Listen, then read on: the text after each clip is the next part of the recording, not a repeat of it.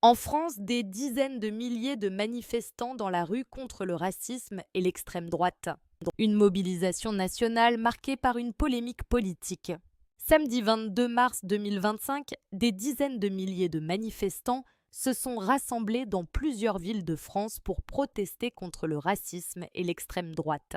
Cette mobilisation a été particulièrement médiatisée cette année en raison d'une controverse impliquant une affiche jugée antisémite par certains, publiée par La France Insoumise, LFI, et représentant l'animateur Cyril Hanouna. D'après les chiffres communiqués par le ministère de l'Intérieur, environ 90 900 personnes ont participé à ces rassemblements à travers le pays.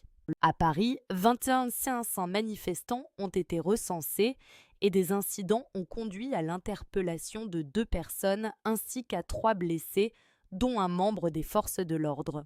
Hors de la capitale, 69 400 personnes ont défilé avec 3 arrestations signalées. Dans des villes comme Marseille, Lille et Lyon, la mobilisation a également été forte. À Marseille, environ 300 personnes ont manifesté en brandissant des pancartes dénonçant l'islamophobie et la montée des idées d'extrême droite. Certaines affiches affichaient des slogans comme « Tesla is the new swastika » ou « Plus d'amour, moins de Zemmour », en référence à l'homme politique d'extrême droite Éric Zemmour. De nombreux jeunes étaient présents parmi les manifestants. À Lille, Timéo Daramos, lycéen issu de l'immigration portugaise, portait une pancarte indiquant « Le fascisme n'est pas un détail de l'histoire ».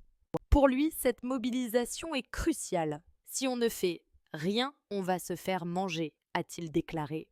Un contexte international et un soutien au mouvement en dehors de la France. L'événement a aussi suscité des réactions à l'étranger. À Paris, une Américaine de 55 ans prénommée Anne a exprimé son soutien en affirmant « L'Amérique glisse vers le fascisme. Nous avons besoin de manifestations comme celle-ci aux États-Unis ». Cette journée de mobilisation s'inscrivait dans un cadre international étant organisée au lendemain de la Journée internationale pour l'élimination de la discrimination raciale instaurée par l'ONU et célébrée chaque année le 21 mars. En France, des centaines de syndicats et d'associations, tant locales que nationales, ont participé à l'organisation des manifestations. Des rassemblements ont eu lieu dans des villes de toute taille, de Saint-Lô à Sète. Une inquiétude croissante face à la montée des discriminations. Le président de SOS Racisme, Dominique Sopo, a dénoncé une montée des discours et des actes racistes dans le pays. On voit bien comment il y a aujourd'hui une offensive réactionnaire contre les étrangers, contre les musulmans et une recrudescence des actes racistes et antisémites, a-t-il déclaré. La secrétaire générale de la CGT, Sophie Binet, a quant à elle exprimé son inquiétude sur la situation des travailleurs étrangers en France, estimant que 3,5 millions d'entre eux se trouvent en grande difficulté pour renouveler leur titre de séjour ou sont sans papier, une mobilisation éclipsée par la controverse autour de LFI.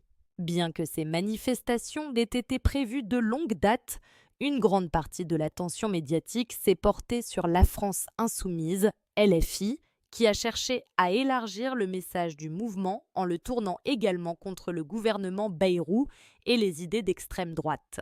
La députée Aurélie Trouvé a ainsi affirmé « Les idées d'extrême droite contaminent jusqu'au gouvernement », justifiant ainsi la présence du parti dans la mobilisation.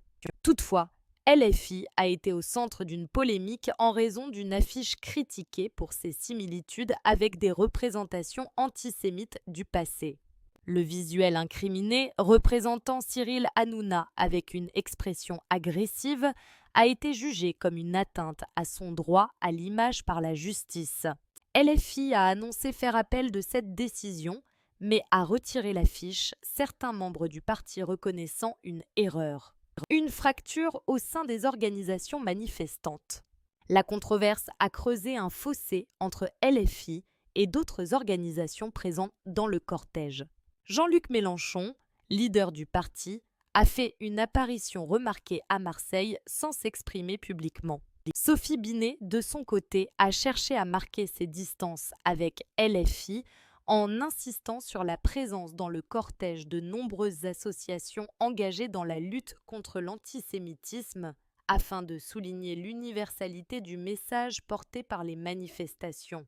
Finalement, dans plusieurs villes, LFI a défilé en queue de cortège, marquant une séparation nette avec les autres manifestants. Une journée qui marque un tournant politique. Cette grande mobilisation contre le racisme et l'extrême droite intervient dans un contexte politique particulièrement tendu en France, où les débats sur l'immigration, la laïcité et la montée des discours identitaires dominent souvent l'actualité. Si les manifestations de ce 22 mars ont permis de rappeler l'engagement d'une partie de la population contre les discriminations et les idées d'extrême droite, elles ont aussi mis en lumière les fractures internes du paysage politique français. Entre le message initial de lutte contre le racisme et les tensions politiques qui ont émergé autour de LFI, cette mobilisation a suscité autant d'adhésions que de controverses. Reste à voir si cette journée d'action aura un impact concret sur les décisions politiques à venir ou si elle restera un symbole éphémère d'une contestation qui peine encore à s'unifier pleinement.